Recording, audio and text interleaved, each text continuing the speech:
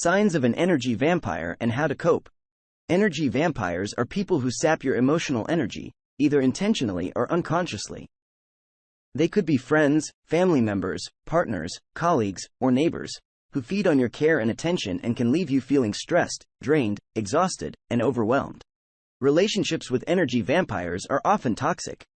They can cause you to feel physically and emotionally drained, particularly if you're an empath and highly attuned to the emotions of the people around you. What are the different types of energy vampires? Energy vampires can take different shapes and forms, such as the victim. Some people enjoy playing the victim card and are always ready with a new sob story about a perceived slight. They are innocent, but the whole world is always against them. They tend to complain often and loudly about their problems. The criticizer. Some people spend a lot of time and energy criticizing other people, things, and situations. Nothing is ever good enough for them and they can find fault with just about anything. The dramatizer. Some people create and attract a lot of drama. They always seem to be in the midst of a major catastrophe and often need your help and support. The manipulator. Some people are able to manipulate just about any situation to their advantage. They rarely say what they mean and usually have a hidden agenda. The negative thinker. Some people always see the glass as half empty and have a very negative attitude toward life. They can always be counted on to point out the downside or potential risks, without leaving any room for hope or excitement. The blamer. Some people are quick to place blame on others. They're never at fault but always willing to hand out heaps of shame and guilt. What are some signs of an energy vampire? These are some of the signs of an energy vampire. They always want to be the center of attention. Energy vampires are extremely self-centered and always want to be the center of attention. They dominate the conversation and ensure the focus is always on themselves.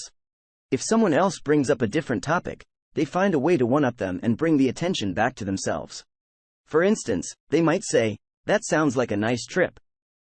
It reminds me of the time I went to Hawaii. Nothing can compare to how beautiful it was. Let me show you all the pictures. I can't believe you almost got mugged.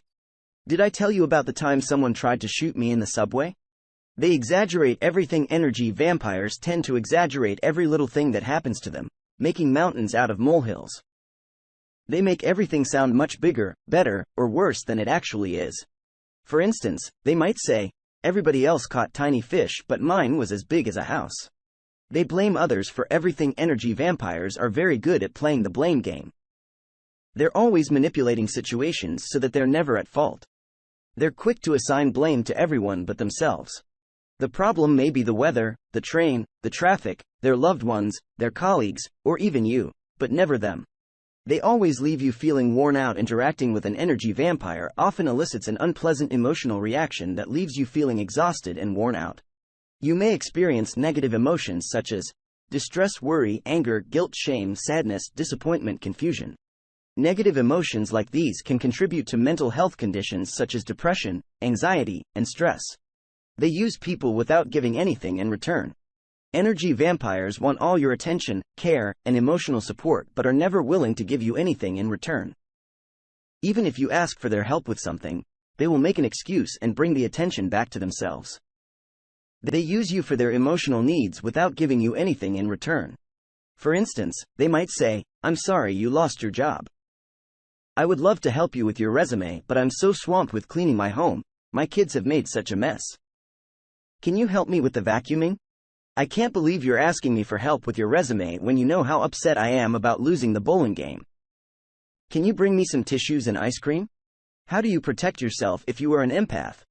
These are some steps you can take to protect yourself against an energy vampire. Adjust your expectations. If the energy vampire is someone close to you, you may find yourself feeling upset and disappointed when they fail to reciprocate the support you've shown them. It can help to adjust your expectations and understand that they're never going to show up for you. Seeing them for who they are can help you take the steps required to protect yourself against them. Limit your exposure to them. You can set boundaries in your relationship with a person to limit your exposure to them as much as possible. For instance, if they're a colleague, you may have no choice but to work with them, but you can avoid eating lunch or getting coffee with them. Protect your emotional energy. Energy vampires feed off your emotional energy.